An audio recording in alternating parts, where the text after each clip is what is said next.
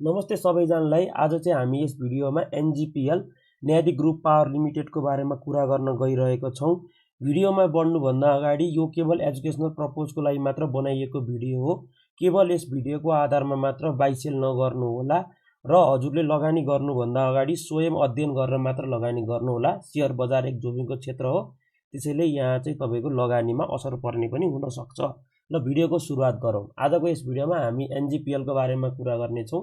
एनजीपीएलको बारेमा कुरा गर्नुभन्दा अगाडि हजुरहरूले पहिला पनि हालचालै हजुरहरूले चाहिँ एनजीपी अहिले चाहिँ प्राइभेट कम्पनीले पनि प्रसारण लाइन बनाउन लागेको भनेर थाहा पाउनु भएको छ होला। त्यो समाचारमा हामी जाने नै छौँ। पहिला चाहिँ यो कम्पनीको विस्तृत विवरणको बारेमा कुरा गरौँ। यो कम्पनीको थोरै हामीले इतिहासको बारेमा, इन्भेस्टमेन्टहरूको बारेमा पनि कुरा गर्नेछौँ। त्यसपछि हामीले यस कम्पनीको क्वार्टरली रिपोर्ट हेर्नेछौँ भने यो कम्पनीको चाहिँ तपाईँको वार्षिक रिपोर्ट चाहिँ अझै कतै पनि प्रकाशित भएको हामीले पाएनौँ। त्यही भएर हामीले चाहिँ वार्षिक रिपोर्टको बारेमा चाहिँ कुरा गर्ने छैनौँ। र त्यसपछि यो कम्पनीको योजना के छ, भावी योजनाहरू के छ, र यो कम्पनी चाहिँ लङ टर्मको लागि चाहिँ लगानी गर्दाखेरि कस्तो हुँदैछ, होइन, हामीले चाहिँ यसमा लमसम लगानी गर्दा ठिक हुन्छ कि एसआइपी गर्दा ठिक हुन्छ भनेर पनि यस भिडियोमा कुरा गर्नेछौँ। त्यही भएर ढिलो नगरी अघि बढौँ भिडियोतर्फ। ल हामी चाहिँ आज चाहिँ एनजीपीएलको बारेमा कुरा गर्दैछौँ। एनजीपीएल चाहिँ तपाईँको चाहिँ लमजुङ जिल्लामा अवस्थित रहेको छ। तपाईँको एनजीपीएलको सुरुवात चाहिँ तपाईँको 4 मेगावाटको, हाम्रो चाहिँ यसले चाहिँ 4.95 मेगावाटको चाहिँ एउटा सानो आयोजनाबाट सुरुवात गरेको थियो भने एनजीपीएलले चाहिँ अहिले चाहिँ विभिन्न क्षेत्रमा लगानी गरिसकेको छ। यसको चाहिँ तपाईँको 3 अर्बको चाहिँ क्यापिटल रहेको छ भने यसको मार्केट क्यापिटलाइजेसन भनेको 17 अर्ब 13 करोडको रहेको छ। अनि तपाईँको यो चाहिँ हाम्रो लागि चाहिँ हाई क्यापै मानिन्छ भने यसको लगानी पनि विविधै रूपमा रहेको छ है त। अनि त्यसपछि तपाईँको अब यो अहिले थर्ड क्वार्टरको यस्तो जेनरली रिपोर्टको कुरा गर्ने हो भने यसको चाहिँ तपाईँको चाहिँ ₹1.39 चाहिँ हाम्रो एनुअलाइज इपिएस रहेको छ भने यसको ग्रोथ रेट चाहिँ 76% रहेको छ। ल अब हामी जाम यसको हिस्ट्रीतर्फ। यसको चाहिँ हिस्ट्री हेरौँ है त पहिला। ल डिभिडेन्ड हिस्ट्रीहरू के रहेछ त्यो हेरौँ है त। हामी जाम फन्डामेन्टलतर्फ।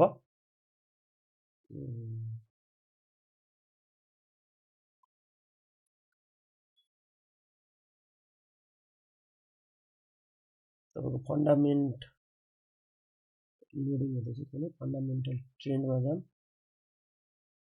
त्यसपछि यहाँबाट तपाईँको चाहिँ यसको इन्भेस्टमेन्ट हेरौँ है त। ट्रेन्डमा जाम अनि हजुरहरूले चाहिँ इपिएस हेर्न सक्नुहुन्छ। इपिएस पहिला ₹20 थियो, फेरि 81 घटेर 8मा आएको छ, फेरि 22-24 पुगेर 2मा आएको छ नि त। यो के भएर यस्तो भयो होला। यसले चाहिँ तपाईँको चाहिँ राइट सेयरहरू चाहिँ बारम्बार राइट सेयरहरू निकालिरहेको छ, जस कारणले चाहिँ यसको तपाईँको विभिन्न कम्पनीमा लगानी रहेको छ भने यसको चाहिँ तपाईँको चाहिँ हाम्रो डिभिडेन्ड चाहिँ घटिरहेको छ। इन्भेस्टमेन्टमा जाम है त। ल ओके, हामीले चाहिँ पहिला यसको इन्भेस्टमेन्टबाट चेक गरौँ है त। ल हामीले यसको इन्भेस्टमेन्टबाट चेक गर्ने हो भने तपाईँको ल हजुरले यहाँ हेर्न सक्नुहुन्छ है त। ल यो कम्पनीको चाहिँ तपाईँको 2074-75को सुरुवातमा चाहिँ तपाईँको जम्मा हाम्रो 9 करोड 5 लाख मात्रै लगानी रहेको थियो भने तपाईँको यसको कम्पनीको चाहिँ लगानी अहिले इन्भेस्टमेन्ट भनेको अरू कम्पनीमा इन्भेस्टमेन्ट है त। तपाईँको अरू कम्पनीमा इन्भेस्टमेन्ट चाहिँ बढ्दै आएर चाहिँ तपाईँको अहिले चाहिँ लगभग हाम्रो 3 अरब 93 करोड भनेको तपाईँको थर्ड क्वार्टरको रिपोर्टसम्म हेर्ने हो भने 4 अरबको आसपासमा पुगेको छ। अब यसको कुन कम्पनीमा लगानी रहेको छ भनेर हामीले यसको क्वार्टरली रिपोर्टबाटै चेक गरौँ है त। ल अब हामीले यसको थर्ड क्वार्टरको रिपोर्ट हेर्ने हो भने थर्ड क्वार्टरको रिपोर्टमा यहाँ हजुरले हेर्न सक्नुहुन्छ यो कम्पनीको इन्भेस्टमेन्ट चाहिँ तपाईँको एकदमै धेरै देख्न सक्छौँ हामीले। यसको पेड अफ क्यापिटल नै तपाईँको यसको यो कम्पनीको तपाईँको सेयर क्यापिटलै जम्मा तपाईँको 3 अर्ब 87 करोडको छ भने यसको लगानी मात्रै पनि हामीले चाहिँ 3 अर्ब रहेको हेर्न सक्छौँ कि। भनेको यसको पेड अफ क्यापिटलभन्दा बढी त तपाईँको यसको लगानी मात्र छ कि, लगानी मात्र रहेको छ। त्यस पछाडि तपाईँको अब हामीले हेर्दै जाने हो भने तपाईँको यसको लगानीको बारेमा चाहिँ तपाईँको इपिएसहरू चाहिँ तपाईँको यसको जम्मा 5 मेगावाटको पावर वाटको मात्र इपिएस हो। अब यसको इपिएस चाहिँ तपाईँको त्यही भएर ₹1 देखिएको क्या, किनकि तपाईँको अब यसले चाहिँ तपाईँको यो अब हाम्रो एउटा जम्मा 5 मेगावाटको जलविद्युत कम्पनी नभएर यो चाहिँ तपाईँको चाहिँ हाम्रो अम्ब्रेला कम्पनी भनेको तपाईँको इन्भेस्टमेन्टको अम्ब्रेला कम्पनीमा पुगिसकेको छ कि। यसको चाहिँ तपाईँको सगरमाथा जलविद्युत कम्पनी, यसको चाहिँ तपाईँको सगरमाथा जलविद्युत कम्पनी एसएमजिसीमा चाहिँ हाम्रो 36 लाख किता लगानी रहेको छ, जसको अहिलेको बजार मूल्य हेर्ने हो भने हाम्रो 1 अर्ब 80 करोड रहेको छ। त्यसपछि हाम्रो यसको अर्को भनेको माइखोला हाइड्रो पावरमा 14 लाख किताको लगानी रहेको छ, जसको अहिलेको बजार मूल्य पनि 1 अर्ब रहेको छ भने यो थर्ड क्वार्टर रिपोर्ट बनाउँदासम्मको बजार मूल्य है। अनि त्यस पछाडि तपाईँको सिउरी नदी हाइड्रो पावरको चाहिँ तपाईँको सिउरी नदी हाइड्रो पावरमा चाहिँ यसको चाहिँ तपाईँको लगभग हाम्रो 1 अर्बकै लगानी रहेको छ है त। सरी 1 अर्ब होइन, किन हजार लाख करोड, 1 करोड किताको लगानी रहेको छ। ल 1 करोड किताको लगानी रहेको छ, जुनको अहिले बजार मूल्य चाहिँ 1 अरब रहेको छ।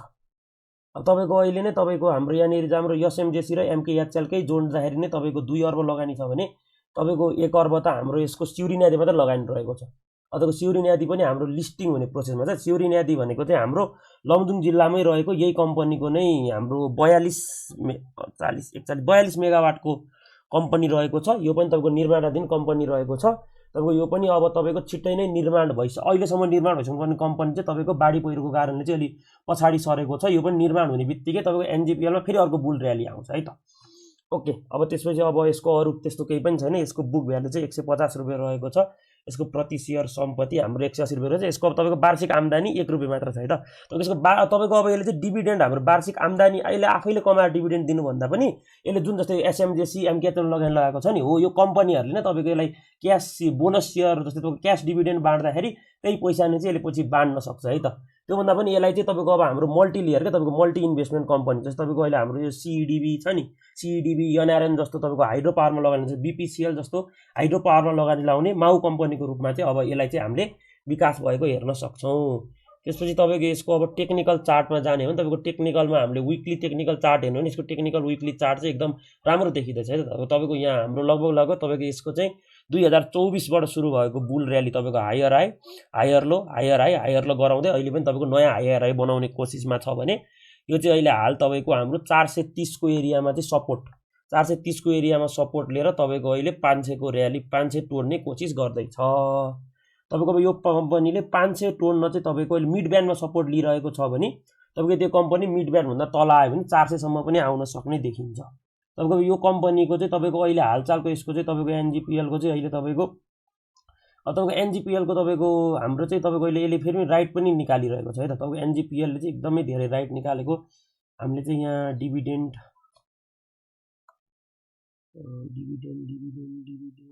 हामीले चाहिँ यहाँ डिभिडेन्डबाट हेर्न सक्छौँ। तपाईँको यसको इतिहास हेर्ने हो भने तपाईँको लागि हेर्नुहोस्, तपाईँको यसले चाहिँ 2078-79मा 150% अनि अहिले 80-81मा फेरि 100% को राइट दिएको छ कि यसले चाहिँ यो पैसा चाहिँ हाम्रो समृद्धि एनर्जीमा लगानी लगाएको छ है त, राइटको पैसा। हजुरले समृद्धि एनर्जी भन्ने कम्पनी पनि याद गरेर राख्नु है। अहिले फेरि हाम्रो जुन यो प्रसारण लाइन बनाउने समाचार छ नि त्यति बेला हाम्रो चाहिँ यसले समृद्धि कम्पनीमा लगानी लगाएको छ। सिउरी न्यादीमा 1 अर्बको लगानी हाम्रो अगाडि नै हेरिसकेका छौँ। अब जाउँ हामीहरू चाहिँ प्रसारण लाइनको समाचारतर्फ।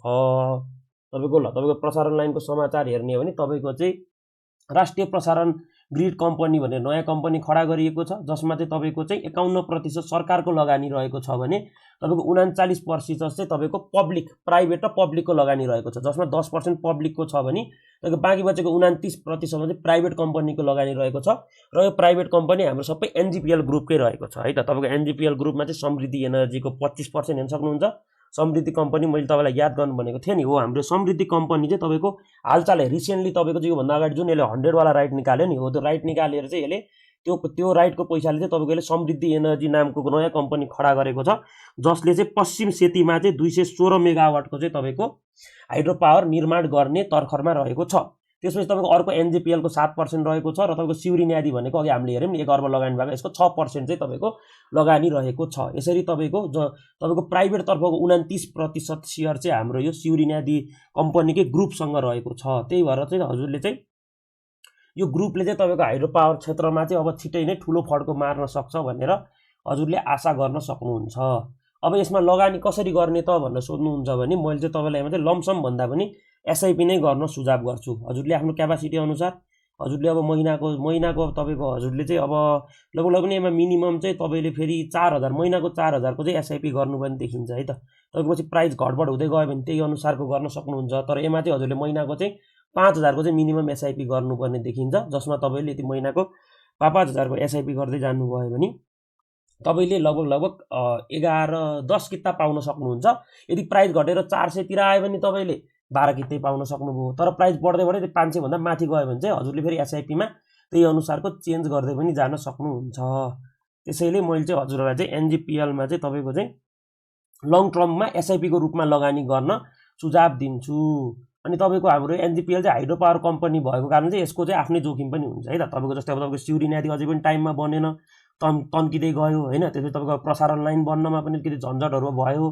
त्यसपछि अनि तपाईँको चाहिँ हाम्रो जुन पश्चिम सेती छ नि हो त्यो आयोजनामा पनि केही गडबड भयो भने चाहिँ तपाईँको यो हाइड्रो पावरमा चाहिँ लगानी चाहिँ अलिकति जोखिम सहितको नै रहन्छ। त्यसैले चाहिँ मैले चाहिँ हजुरहरूलाई चाहिँ यस एनजिपिएल कम्पनीमा चाहिँ एसआइपी गर्ने चाहिँ सल्लाह दिन्छु है त। एसआइपी गर्ने सल्लाह दिन्छु। अब एसआइपी गर्नुभन्दा अगाडि हजुरहरूले आफै स्वयं एनालाइसिस चाहिँ गर्नु होला। यति भन्दै आजको भिडियो चाहिँ यही अन्त्य गर्न चाहन्छु। हजुरहरूलाई भिडियो कस्तो लाग्यो लाइक कमेन्ट गर्नु होला।